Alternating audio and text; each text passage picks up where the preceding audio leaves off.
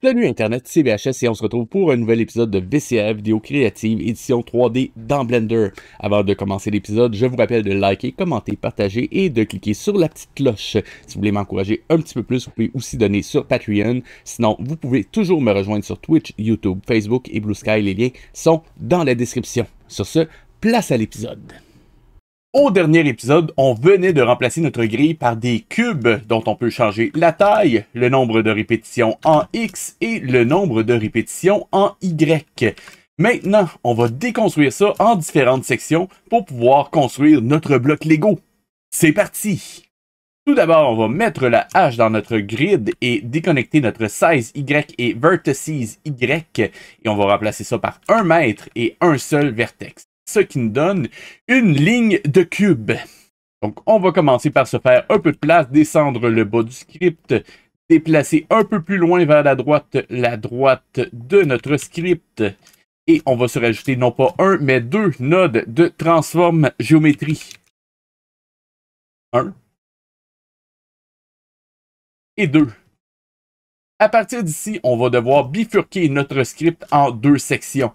Donc, je commence par connecter le transform géométrie d'en haut et je connecte également le transform géométrie d'en bas.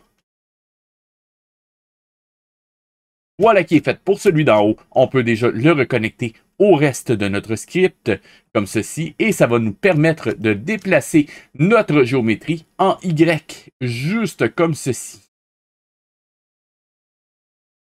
Cependant, comme on doit le faire 2 fois, on va copier cette zone-là du script, donc notre Instances on Point, et aller le placer également sur notre deuxième transform géométrie.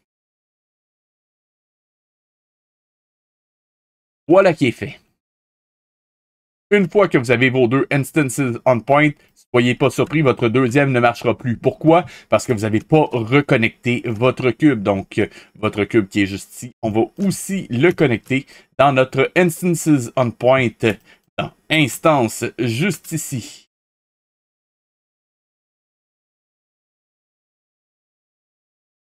Maintenant, de combien il faut déplacer notre géométrie? C'est ici que les maths entrent en scène. Oh non, pas encore des maths. Rassurez-vous, ça fera pas trop mal.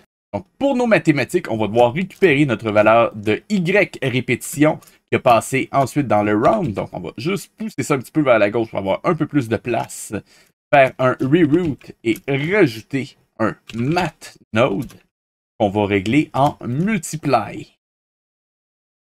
Ce multiply-là va me servir à multiplier ma valeur en Y par la taille de mes cellules. Donc, je viens récupérer ça. On va le monter un petit peu et récupérer notre taille de cellule. Comme ça, mon mesh va garder tout le temps la bonne échelle. Cependant, on doit rajouter un autre node, mais je vais vous l'expliquer plus tard. Je vais quand même me le créer tout de suite pour ne pas l'oublier. Donc, c'est un autre math node qu'on va régler cette fois-ci en Subtract.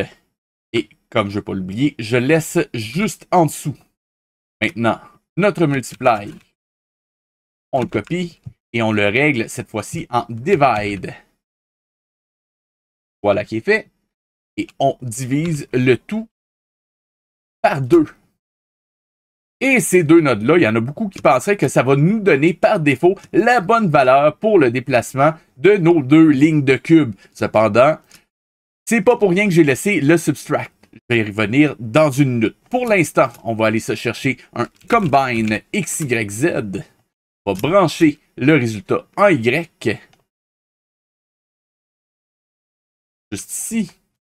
On va l'envoyer dans notre transform géométrie, dans translation, dans celui d'en haut.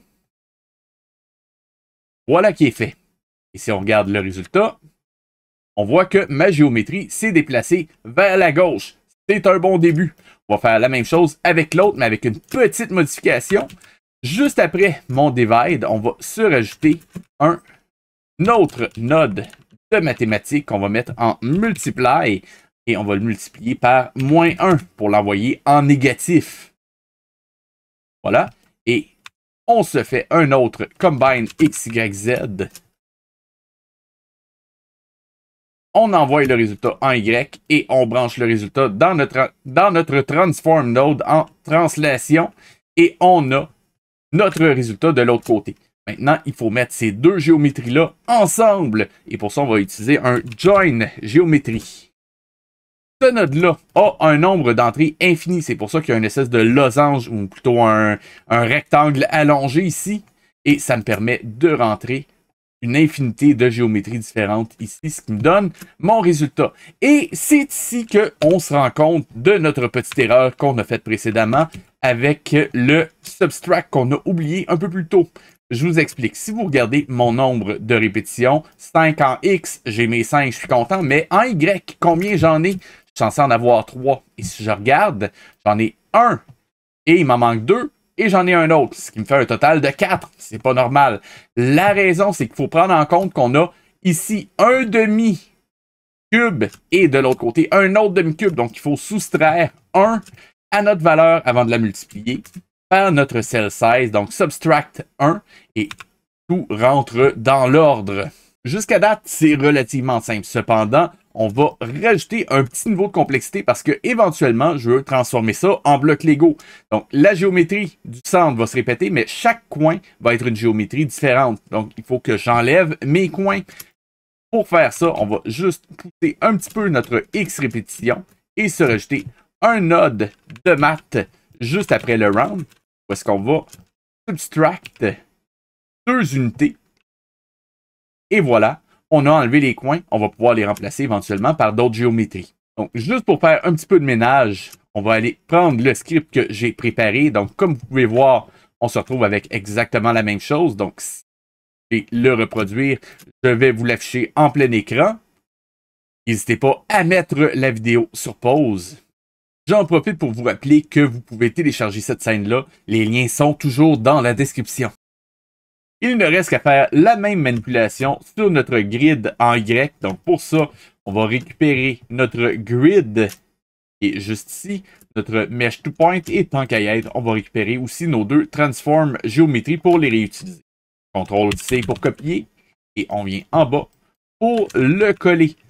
On va brancher notre script en Y, mais cette fois-ci en size Y et vertices Y.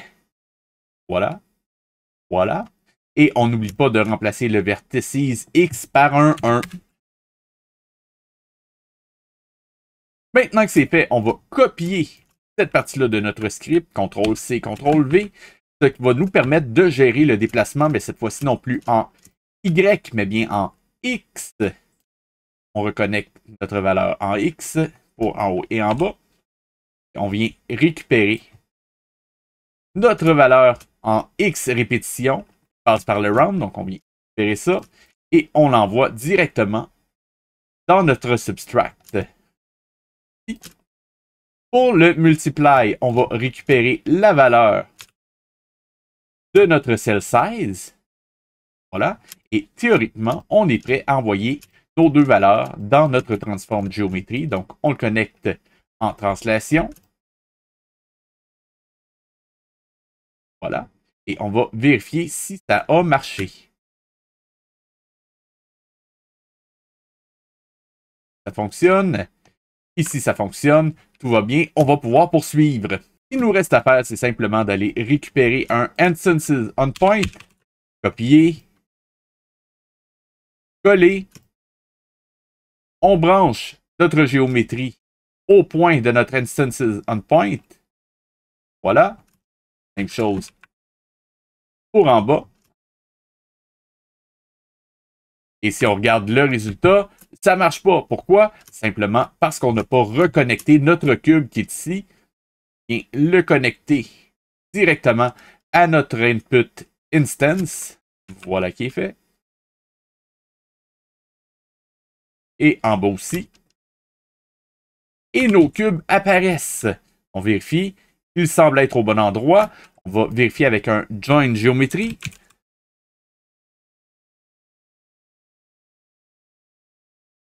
Brancher ces deux-là ensemble. Et on va rajouter un autre join géométrie juste après pour joindre la partie du haut et du bas de notre script. On pourrait utiliser tout le temps le même, sauf que je préfère rester le plus visuel possible quand je le peux. Et on arrive à ce résultat-là. Cependant, ceux qui sont moindrement attentifs se rendent compte qu'il y a un petit problème. Les coins sont revenus. Cependant, rassurez-vous, c'est normal.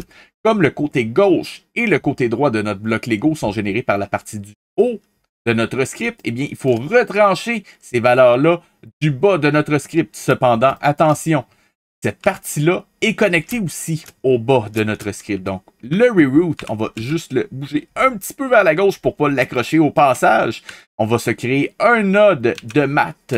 Voilà, qu'on va régler en subtract. On va mettre 2 en valeur du bas et aller glisser le tout sur notre script. Voilà, les côtés de notre bloc Lego sont générés. On peut augmenter la taille en Y et en X sans avoir les coins et le centre de notre bloc Lego. Bon, ça fait un petit peu spaghetti comme ça, mais si vous regardez dans la description, vous pouvez télécharger cette version-là qui a été préalablement nettoyée par mes soins. D'ailleurs, je vous l'affiche en plein écran si vous voulez la regarder sans la télécharger. N'hésitez pas à mettre la vidéo en pause. Il ne nous reste plus qu'à générer le centre de notre géométrie et les 4 coins, et c'est ce qu'on va faire la semaine prochaine. C'est ce qui termine l'épisode de cette semaine. Si vous avez aimé, je vous rappelle de liker, commenter, partager, de cliquer sur la petite cloche. Et si vous voulez m'encourager un petit peu plus, vous pouvez aussi donner sur Patreon. Sinon, vous pouvez toujours me rejoindre sur Twitch, YouTube, Facebook et Blue Sky. Les liens sont dans la description. C'était VHS et je vous dis à la semaine prochaine.